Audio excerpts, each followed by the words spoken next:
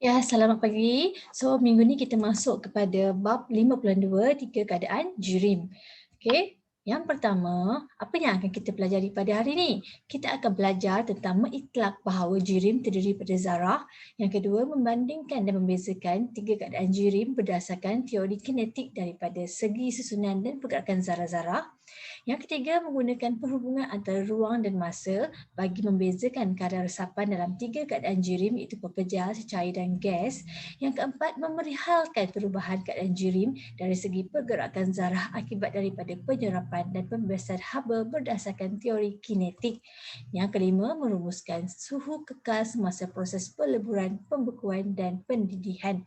Dan yang keenam, merumuskan bahawa jisim kekal tidak berubah semasa perubahan fizik. Dan yang terakhir adalah menjelaskan bahawa perubahan keadaan jirim dalam kehidupan harian dengan mengemukakan contoh. Jirim. Apakah itu jirim? Sebenarnya jirim ni merupakan zarah-zarah seni zarah-zarah seni yang amat kecil dan sehingga kita tak nampak pun, tak dapat dilihat dengan pandangan mata kasar maupun menerusi mikroskop cahaya. Zarah-zarah tersebut hanya boleh dilihat melalui mikroskop elektron sahaja, bermaksud ia sangat-sangat halus dan kecil. Okay? Dan teori kinetik jirim menyatakan bahawa jirim terdiri daripada zarah-zarah halus yang diskret dan sentiasa bergerak pada semua arah. Okay, ini adalah zarah-zarah dan dia akan bergerak bebas tak kira mana pun. Okay, kalau dia langgar permukaan, dia akan kembali semula dan bergerak lagi. Okay, maksudnya dia bergerak pada semua arah. Okay, dan ahli sains bahan adalah seseorang yang mengkaji komposisi dan sifat jirim yang digunakan dalam pelbagai bidang seperti pertanian, perindustrian dan perubatan.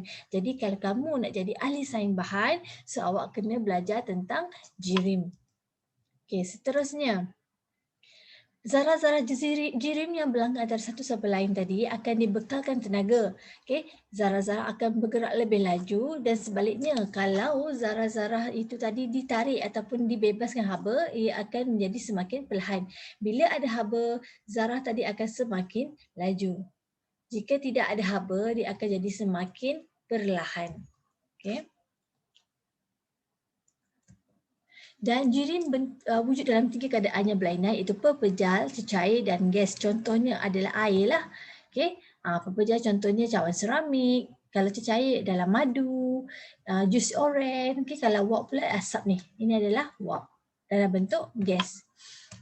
Seterusnya, air merupakan satu-satunya bahan di muka bumi ini yang wujud secara semula jadi dalam 3 keadaan. Contohnya air kalau kita beku jadi ais. Okay. Kalau dia cecair, dia jadi air lah. Dan kalau dipanaskan pada suhu 100 darjah Celsius, dia akan berubah menjadi gas. Okey, ini adalah keadaan jirim antara pepejal, cecair dan gas. Kita tengok dulu dari segi bentuk. Kalau pepejal, bentuknya adalah tetap dan tidak akan berubah. Tetapi cecair akan mengikut bentuk yang diisi, manakala gas pun akan mengikut bentuk yang diisi. Kalau dari segi jisim, isi padu bagi pepejal adalah tetap, jisim bagi pepejal yang kita timbang tu adalah tetap. Kalau cecair pun akan tetap, tetapi kalau gas, jisimnya tidak tetap sebab dia memenuhi ruang. Kalau ruang tu kecil, dia akan ikut jisimnya kecil. Kalau ruang tu besar, dia akan jisim dia lebih besar. Isi padu pula, isi padu pepejal adalah tetap, cecair pun adalah tetap. Okay, kalau cecair ni 40 ml, kita masuk bekas panjang. Kalau kita masukkan bekas tinggi ni pun masih lagi 40 ml. Tetapi kalau gas, dia mengikut isi padu bekas. Kalau pepejal tidak boleh dimampatkan sebab zarah-zarah dia sangat rapat, so dia tidak boleh dimampatkan. Kalau cecair boleh dimampatkan tapi sukar, tetapi kalau gas sangat-sangat senang untuk dimampatkan. Contohnya kita boleh tengok picagari. Okay, picagari. Kalau kita letak dalam tu ada Lego, susah kita nak tekan. Kalau dalam tu ada cecair, kita boleh tekan tekan tapi sukar. Tapi kalau dalam ni kosong, kita senang saja boleh tekan. Okey, seterusnya, ini adalah gambar zarah-zarah gas yang mana ruang antara zarah ini adalah sangat besar dan berjauhan antara satu sama lain. Dari segi pergerakan pula, bebas bergerak secara rawak dan berlanggar antara satu sama lain. Manakala cecair pula, dia agak rapat sedikit tetapi masih ada jarak. Ruang antara zarah ni sederhana, tersusun rapat tetapi masih lagi bebas bergerak, mengelongsor dan berlanggar antara satu sama lain. Tetapi kalau pepejal dia sangat-sangat rapat, okay, dia sangat-sangat rapat, ruang dia sangat kecil dan pergerakannya hanya boleh bergetar saja. Dia tak boleh bergerak, dia boleh bergetar, bergoyang kat situ saja. Okay. Seterusnya dari segi kadar keresapan dalam 3 keadaan jirim. Okay, resapan ni merupakan resapan zarah-zarah dari kawasan yang berkepekatan tinggi ke kawasan berkepekatan rendah. Contohnya kita letak dalam satu cawan ada air. Okay, kemudian kita titiskan sirap ros tu. Okay, sirap ros kat sini adalah pekat dia merah pekat. Tapi bila kita masuk ke air daripada pekat ni dia akan merebak. Okay, jadi semuanya akan jadi merah tapi bukan merah pekat, jadi merah okay. Dan kadar resapan bergantung pada jarak antara zarah-zarah dan kekuatan daya antara zarah-zarah. Kadar resapan lebih cepat berlaku dalam gas diikuti oleh cecair dan pepejal. Okay. Hal ini kerana terdapat banyak ruang yang besar antara zarah-zarah dalam gas dan ruang yang kecil antara zarah-zarah dalam cecair dan ruang yang sangat-sangat padat dalam pepejal. So dia tak boleh nak diresapkan dengan cepat. Okay, ini adalah contoh eksperimen. Kita tak dapat nak buat sebab saya tak ada bahan.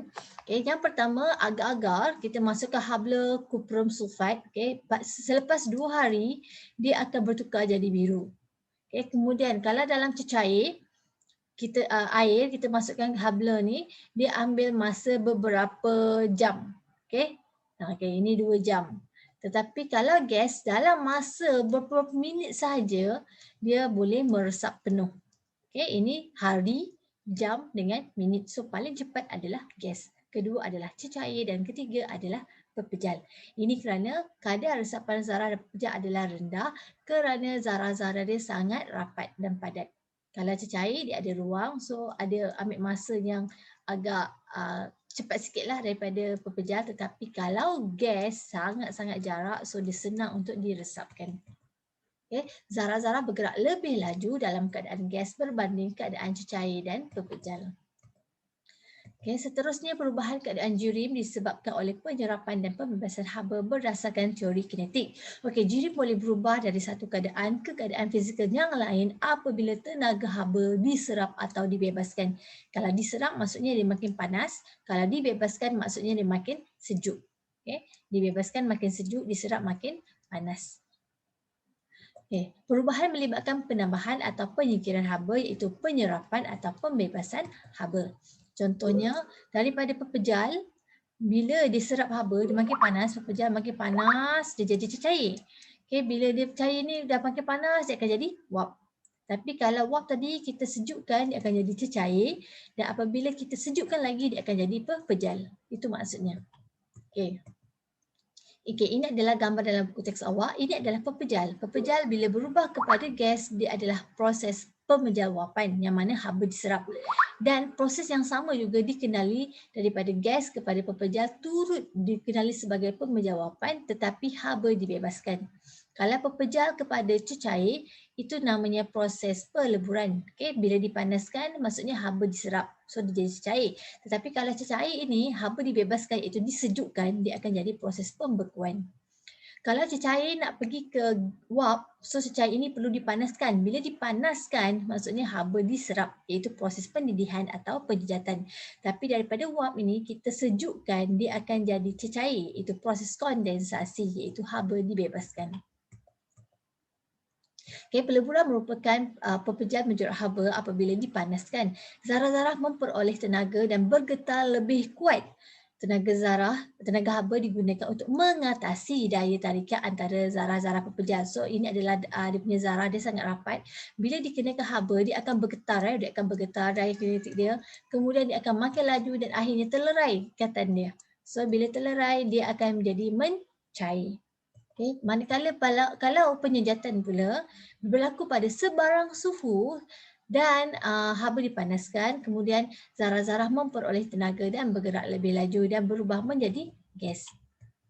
Seterusnya adalah kondensasi. Kondensasi ini adalah proses wap kepada ataupun gas kepada cecair. Ini adalah membebaskan haba lah, iaitu disejukkan. Okay. Kemudian zarah-zarah kehilangan tenaga dan bergerak lebih perlahan. Okay. Daripada laju jarak, kemudian dibebaskan haba, iaitu disejukkan. So jarak dia ni akan semakin mendekati. dia akan mendekati dan akhirnya bertukar menjadi cecair. Kalau pembekuan daripada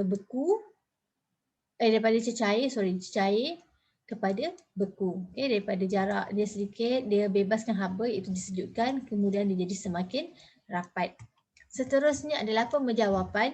Pemejawapan adalah proses pemejal berubah menjadi gas ataupun gas ini berubah menjadi pepejal. Contohnya adalah ubat gegat dekat rumah kita. Kita ada letak kat toilet, dekat almari ada biji-biji. Tapi bila dah sampai satu tempoh tengok biji tu dah hilang. So itu adalah proses pemejawapan.